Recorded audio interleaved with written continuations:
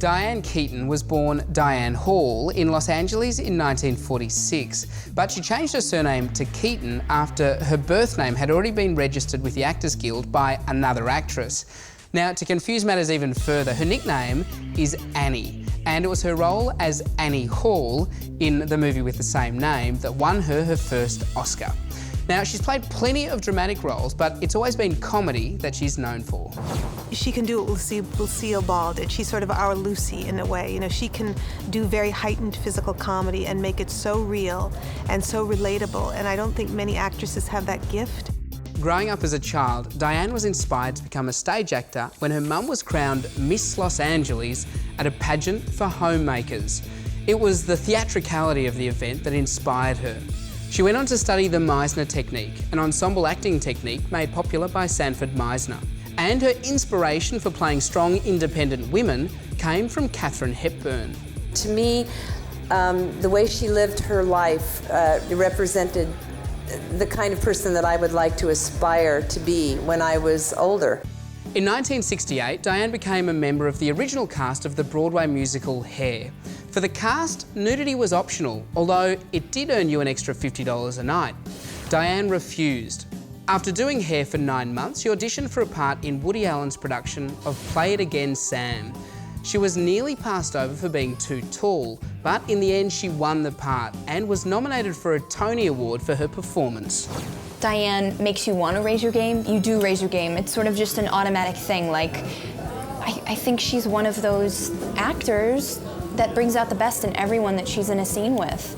So, I mean, I just have the most marvelous time, and it's fun to learn more about yourself as an actor and as a person, not just sound like cliche or cheesy, but she just brings out like those great elements of yourself, and especially obviously as an actor working on a film with her, that you just didn't really know about yourself.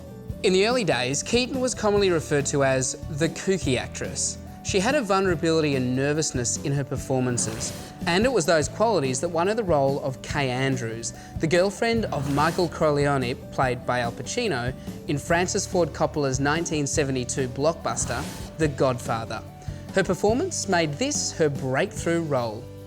I've always had the good fortune to have somebody appreciate me, like Woody or Nancy, and those people I've had the honor to work with in several movies, and they seem to think that, you know, I speak their words the way they want them, or they want eccentrics, I don't know. Her working life and love life have often overlapped. Keaton became romantically linked with Al Pacino during the Godfather trilogy. Her most notable relationship, however, was with Woody Allen. Together they made 8 films between 1971 and 1993.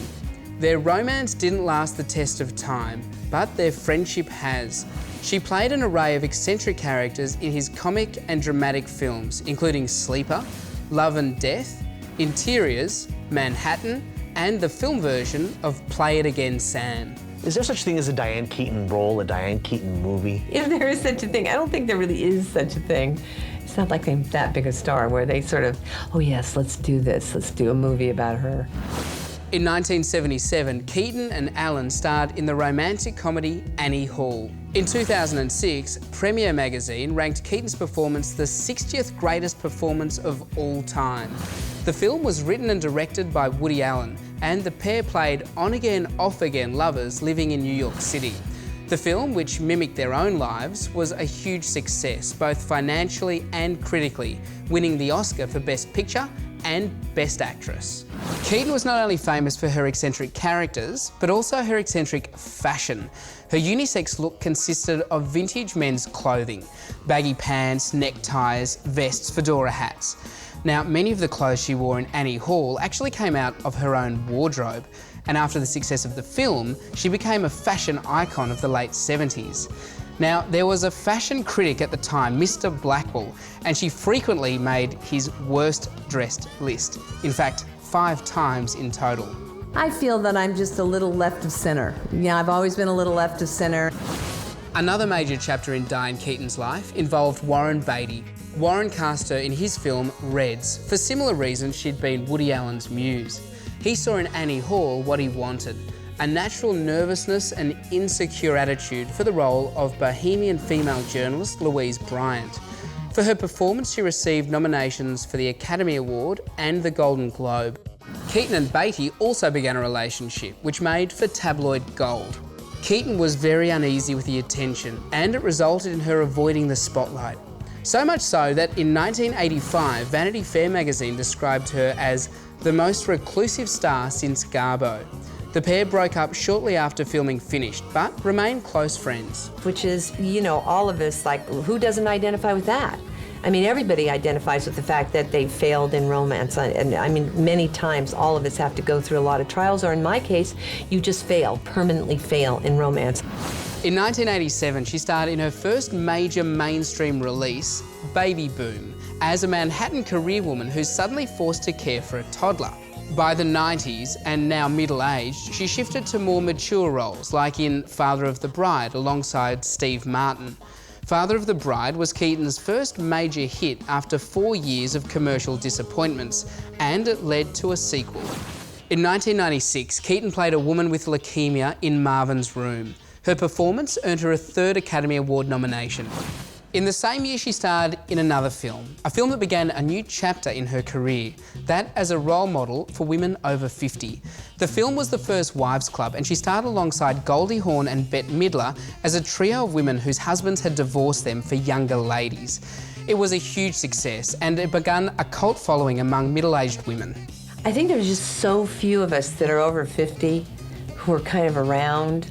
Like, there's Meryl, there's Goldie, there's me, there's, Sigourney Weaver, Jamie Lee Curtis. There's a few of us around. I feel a responsibility that I am lucky enough to be here, like acting in movies. In fact, Keaton sings at the end of the movie. Now, perhaps her career beginning as a member of the musical Hair should have given us a hint, but it turns out singing was always a dream. In 1977, she actually began recording tracks for a solo album, but the finished record never materialised. I thought I was going to be a musical comedy star.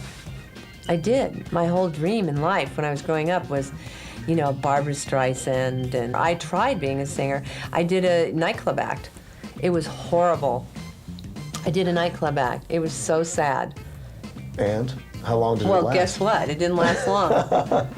In 1996, Keaton claimed she would never direct herself in a film, claiming that as a director you automatically have different goals. I can't think about directing when I'm acting. However, in 2000, she directed and starred in Hanging Up with Meg Ryan and Lisa Kudrow.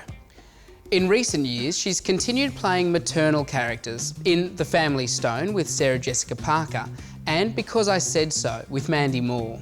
I think that you always bring what you've experienced in your life into the roles that you play. So it was easily, on that level, she was easily identifiable to me. Her name had been mentioned, and I read the script and I felt this would be a great vehicle for her. It was clear from the way the script was conceived and the way the character was written that it kind of worked for the cadence of her voice, it worked for the kind of humor she does well. And Jesse had told me, because Jesse had a relationship with Diane, I knew Diane a little bit myself, Jesse told me that Diane was interested in going for physical comedy, playing a character with a sort of more fun kind of physicality than she had in recent years. One of the biggest films of Diane Keaton's career almost didn't get made. Something's Gotta Give was directed by Nancy Myers and co-starred Jack Nicholson in a romantic comedy. The film's original studio allegedly declined to produce the film because they thought stars aged 63 and 57 were too old to be bankable. Well, the film was a success, and Keaton was nominated for an Oscar and won a Golden Globe. I think it's a significant honor because of the content, like I said in my speech, of Nancy's movie. I mean, I think that Nancy's movie, you know, represents the fact that people over 50 still have, you know, sexual impulses and that love is possible among the elderly. This was the second Golden Globe win since Annie Hall, almost 30 years prior. And for this elderly actress, even sweeter. Well, of course, it's poignant. I mean, of course, it means more to me than the last time, much more, because I just feel like an advocate of the you know, of the fact that, like I said before, the fact that older people are still around. They can be funny if they have good material, and they can, you know, they can be in love. Way back when she was starting out in Hair, she refused to perform nude. Then, in Something's Gotta Give, she had a nude scene. So, will she ever do it again? Oh, always. I'm always going to do nudity. I'm going to insist on it in all my contracts. Diane? In an incredible career, Diane Keaton has been a comedic groundbreaker, a style icon, a muse, a recluse, a photographer, a real estate developer, an Oscar winner, and a middle-aged romantic lead. It certainly has been an incredible career that's evolved and grown as time's gone by. Stay tuned to Star Picks for all the movies you know and the actors you love, broadcast in glorious high definition with 5.1 surround sound where available. For more of the best in entertainment news, check out your Movie Network channels. It's altogether better, on screen and at mnc.tv.